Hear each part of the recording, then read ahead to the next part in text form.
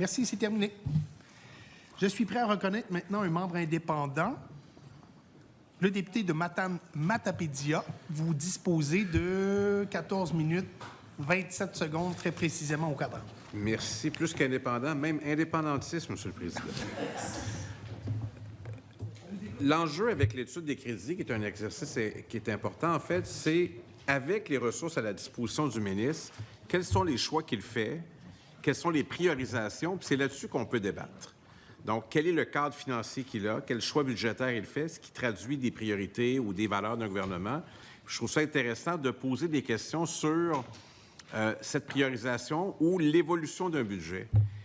Le premier élément que je veux porter à l'attention du ministre, c'est celui du coût d'augmentation, l'augmentation des coûts de construction des écoles. Je regarde les déficits d'entretien dans plusieurs centres de services scolaires, c'est vraiment gigantesque. Je prends un exemple là, sur la Côte-Nord de l'estuaire, c'est 271 millions, c'est beaucoup d'argent. J'ai vu qu'il a annoncé une bonne nouvelle dans les Laurentides, une nouvelle école secondaire à Prévost, mais c'est 226 millions. J'ai accroché sur le chiffre. Est-ce que c'est un peu la nouvelle norme pour une école secondaire? Jeanne Lebert, c'était 220 millions. Est-ce que c'est inhabituel? Si oui, est-ce qu'il va falloir s'habituer à avoir des écoles qui coûtent $250 million? Merci, M. le député. La parole, M. le ministre. La réponse courte à la question, M. le Président, c'est oui, malheureusement, oui. Mais on espère, comme je l'ai dit tout à l'heure, peut-être le député n'était pas arrivé encore, j'ai dit peut-être qu'il y aura un refroidissement du marché immobilier qui nous permettra d'obtenir des meilleurs prix, mais malheureusement, actuellement, M. le député de Matane-Matapédia, c'est la réalité avec laquelle nous devons composer. Si c'est possible et que le ministre y consent, j'aimerais avoir, pour toutes les écoles qu'il indique avoir inauguré ou annoncé la construction, de voir les prix. On en est où? Comme ça nous permet de suivre l'évolution des coûts. Dans d'autres domaines, par exemple, dans les maisons des aînés, on parlait des 1 million par porte. Là, on est rendu avec des écoles à $250 million. C'est beaucoup d'argent. Donc, il va falloir prioriser aussi dans les différents milieux quelle école on fait en premier, compte tenu de la vétusté puis compte tenu de la demande. Il y a des endroits, par exemple, on a énormément de demandes. J'ai un cas en tête. Saint-Apollinaire, par exemple, qui attend son école. Le maire n'arrête pas de plaider ça auprès de sa députée puis auprès des autorités. C'est une des municipalités qui monte le plus vite au Québec. Donc, ils sont en attente de ça. Donc, ma question pour le ministre, est-ce qu'il peut me fournir le tableau depuis qu'il est en poste, là, ou voire même son collègue précédent, c'est quoi les coûts pour chacune des écoles, les coûts de construction, pour nous donner une idée? Moi, par exemple, dans ma circonscription, on va prendre 2 écoles qui vont être probablement détruites et on va en faire une. Mais là, le choix qu'il aura à faire, c'est est-ce qu'il a l'argent pour la construire? Et c'est ça qui m'inquiète dans ce cas-ci. La parole est à vous, M. le ministre. Monsieur le Président, on n'a pas ces chiffres-là sous la main. Donc, il faudrait, là, pour répondre à la demande du député, il faudrait sortir, si je comprends bien, le budget qui était prévu initialement, puis combien, finalement, l'école a coûté. Si c'est ça qu'il demande... c'est plus simple que ça. Ah, c'est plus simple que ça? Chacun des communiqués, j'ai celui-là, 226 millions. Vous l'avez dit, Monsieur le ministre l'a dit lors de l'annonce. Ça, c'est le budget final, ça. Oui. C'est le coût final. C'est le coût final qui m'intéresse, à la rigueur. Ah, vous voulez le coût final? Oui. Bien, le coût final, pour les presque 100 nouvelles écoles qu'on a livrées, Monsieur le Président... Par école. Ben, oui, pour les presque 100 nouvelles écoles qu'on a livrées, on peut lui envoyer... mais ça va, il faut prendre le temps de le faire, mais on va l'envoyer à la commission. D'accord. J'ai entendu les ministres qui disent « je mets autant d'argent » et tout ça, mais quand même, comment expliquer les phénomènes suivants? J'en ai pris quelques-uns en note. Les achats non urgents et tâches non urgentes reportées, remplacement, départ non remplacé, partage de la tâche entre le personnel restant, les services de garde qui ne peuvent plus rien acheter, papier, crayon, colle, carton... Beaucoup de nouveaux projets qui étaient prévus sont annulés. Embellissement, agrandissement, construction, cours d'école. Plusieurs postes non pourvus ont contribué à l'atteinte de l'effort budgétaire. Formation du personnel coupée. Les projets qui n'ont pas de lien avec le projet éducatif sont coupés. Sorties culturelles ou sportives impactées. Refus d'achat d'outils pédagogiques. Pas de renouvellement de portables désuets. Retrait des sommes pour la valorisation du personnel. Retrait d'une grande partie de l'aide alimentaire. J'ai presque fini, mais il y en a d'autres sur d'autres pages. L'achat de matériel pour les élèves refusé. Utilisation du papier pour impression contrôlée. Ressources matérielles et informatiques. Là où je veux en venir, Le ministre dit il n'y a jamais eu autant d'argent. Bien sûr, il y a aussi les coûts de système, ça augmente.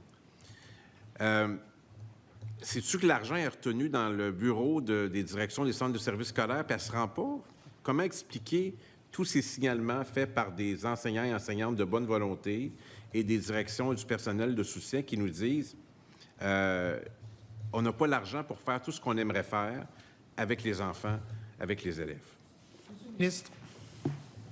Monsieur le Président, les centres de services scolaires ont obtenu de très forte augmentation du financement qui leur est versé. Je l'ai dit tout à l'heure, on a augmenté le financement du budget de l'éducation de 58 % en 6 ans, en 7 budgets. Alors, une fois qu'on a versé l'argent au centre de services scolaires, c'est au centre de services scolaires de se gouverner en fonction des sommes d'argent qui leur sont transférées. Mais chose certaine, Monsieur le député de Matane-Matapédia, ils ont obtenu effectivement de très fortes hausses de leur financement. Après ça, les centres de services scolaires doivent se gérer. C'est eux qui sont responsables de leur budget. Là. OK. C'est toujours bien pas des élus. Je veux dire, les directions des centres de services scolaires nommées par le ministre, c'est le cas dans un centre de services scolaires de mon comté, c'est le ministre qui est choisi et c'est le ministre qui a le pouvoir maintenant d'intervenir pour renverser les décisions. Je ne sais pas s'il le fait souvent, mais s'il advenait, par exemple, que dans un centre de services scolaires, on réalise que la gestion des ressources n'est pas optimale ou opportune, est-ce qu'il exercerait le droit qu'il s'est auto-donné par une loi d'intervenir en disant « l'argent ne se rend pas au bon endroit ». Monsieur le député, la parole est à vous, Monsieur le ministre. Monsieur le Président, d'abord, il y a un comité de répartition des ressources qui existe dans chaque centre de service scolaire. Je tiens à le noter. Donc, ce n'est pas juste le DG ou la DG qui décide ça dans son bureau, là, de la répartition. Mais par ailleurs, Monsieur le Président, ça m'arrive d'entendre le député de Matane-Matapédia, je l'écoute, le député de Matane-Matapédia, tu sais, je veux dire, on a déjà été collègues, puis c'est un homme que je respecte. Des fois, je l'écoute parler, puis j'ai l'impression qu'il pense que je suis omnipotent, là, tu sais.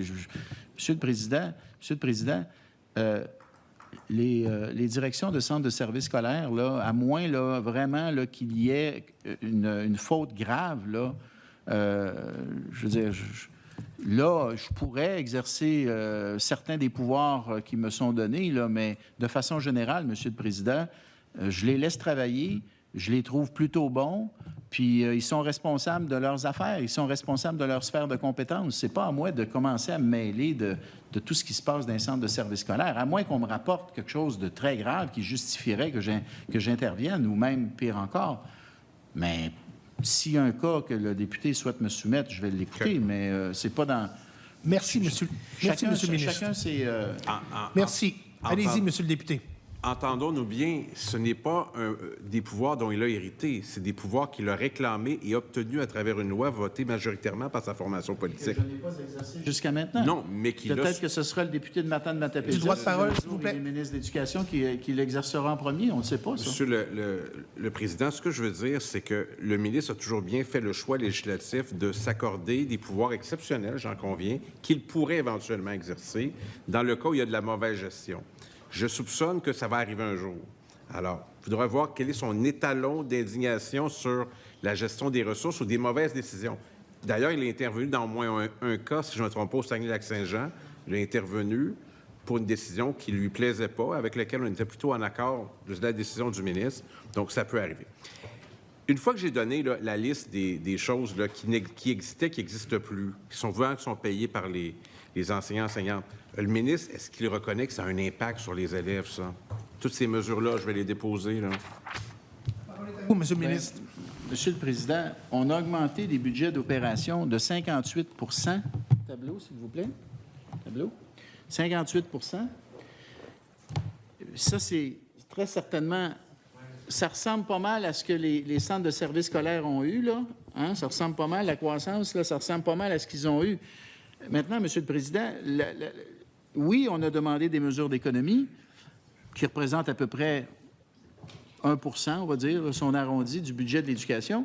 Et moi, l'orientation que j'ai donnée, Monsieur le Président, c'est que les décisions qui devaient être prises pour produire ces économies ne devaient pas affecter les services aux élèves.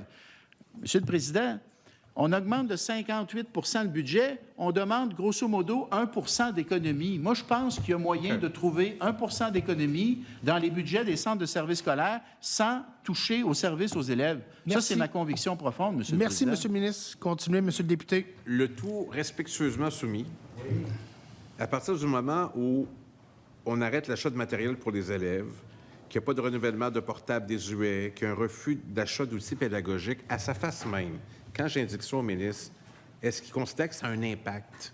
Pas besoin d'un tableau pour ça, juste là-dessus. Président, les décisions des centres de services scolaires appartiennent aux centres de services scolaires. C'est à eux d'être redevables de leurs décisions. Alors qu'ils soient redevables de leurs décisions. Mais moi, c'était très clair. Je leur ai dit, écoutez, vous avez obtenu de très fortes augmentations au chapitre de votre financement ces dernières années. D'ailleurs, c'est malheureux, jusqu'à maintenant, on n'en a pas parlé. J'espère que cet après-midi, on va en parler. Mais les augmentations de financement dépassent largement les augmentations d'effectifs à scolariser, même si cette augmentation d'effectifs a été très importante. Mais bref, ils ont eu des augmentations de financement, des augmentations de budget qui dépassaient le taux de croissance du nombre d'élèves à scolariser. Donc, à mon sens, à moi, de prendre une année de consolidation, Monsieur le député de Matane-Matapédia, puis de chercher comme gestionnaire d'un centre de service la façon ou les façons d'être plus efficaces dans notre gestion, il me semble que c'est normal. Monsieur le ministre, merci. S'il vous plaît, J'accepte la Monsieur le député, s'il vous plaît, vous dire pour notre bonne gouverne qu'il reste 3 minutes à l'échange. Ça m'apparaît une bonne Et j'aimerais qu'on respecte le droit de parole, s'il vous plaît. Oui, mais je pense avoir été relativement correct. Ça ne répond pas à ma question, mais je n'aurais pas l'aveu que ça a un impact. Le Parti québécois reconnaît qu'il y a un impact quand on fait ça auprès des jeunes. C'est une différence entre sa formation politique et la mienne. Les enseignants, enseignantes, le personnel de soutien, c'est les personnes les plus importantes dans les écoles. Alors oui, il y a des départs. Alors je demande tout de suite, j'ai peu de temps, combien de personnes ont quitté depuis son arrivée comme ministre en 2022, combien d'enseignants ont quitté, combien de membres du personnel de soutien. Il n'a pas à me donner le chiffre maintenant, j'accepterai de l'avoir un peu plus tard. S'il y consent, je vais avoir le chiffre.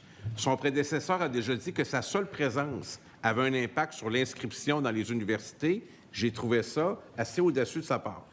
Mais ce n'était pas la première fois que je disais ça. Alors, est-ce qu'il s'engage à me remettre ces chiffres-là? Nombre de départs enseignants, personnel de soutien. Monsieur le Président, non, je ne m'engage pas parce qu'il faudrait voir si on est capable de faire cette recension. Parce que là, il va falloir aller chercher ça dans chacun des centres de services scolaires. Là. À un moment donné, il faut aussi gérer le réseau. Là. Mais ce que je peux vous dire, Monsieur le Président, là, c'est que le nombre d'enseignants dans le réseau scolaire n'a jamais été aussi élevé. Il n'a jamais été aussi élevé de toute l'histoire du Québec. S'il vous plaît, vous plaît, on va laisser Monsieur le ministre terminer. Et le taux de recension, malgré ce qu'on entend, n'a jamais été aussi bon également. Et je termine en disant qu'on met en place des entrevues de sortie, des entrevues pour les personnes qui quittent. Ça, je suis certain que le député de Matane-Matapédia c'est va s'en noté. réjouir. Merci à vous, Monsieur le député. Comment il peut le savoir s'il n'y a pas les chiffres? Donc, il ne s'engage pas à me donner les chiffres. On ne saura pas combien de personnes quittent depuis qu'il est ministre. Je me permets de lui dire que ça n'a aucun sens. C'est sûr qu'il y a les chiffres. S'il demande au centre de services scolaires, ils vont lui donner. On va additionner ça. On va avoir un chiffre. On le fait pour son prédécesseur. Donc, il en manque combien? La question des entrevues, je lui avais demandé d'une interpellation. Je suis heureux que ça existe maintenant. Bon, le ministre a besoin qu'à l'occasion, je le valorise positivement. Alors, je le fais. Bon, je le connais depuis longtemps. Mais sur les chiffres, c'est sûr qu'il y a ça. C'est sûr qu'il y a accès à ça, combien il y a eu de départ. Peut-être que on peut demander ça aujourd'hui. Là. Il y a des centres de services scolaires qui nous écoutent. Est-ce qu'ils s'engagent à nous donner les chiffres? Monsieur le ministre, la parole est à vous. Il reste 38 secondes à l'échange. On va les chercher. Si on les a, on va les déposer. Je prends cet engagement auprès du député de Matane-Matapédia. Et, Monsieur le Président, oui, on a les chiffres globaux pour le Québec. Oui, l'augmentation du nombre d'enseignants, là, si vous allez, je pense, sur le tableau de bord, si je ne m'abuse, vous avez une croissance là, du nombre d'enseignants selon les années. Ben oui, je pense que ça existe. Une dernière. Les départs, c'est un enseignant qui est là depuis 15 ans, par exemple, qui met sa lettre de démission. Je m'en vais parce que j'en peux plus. C'est à lui que je pense. Merci, Monsieur le député.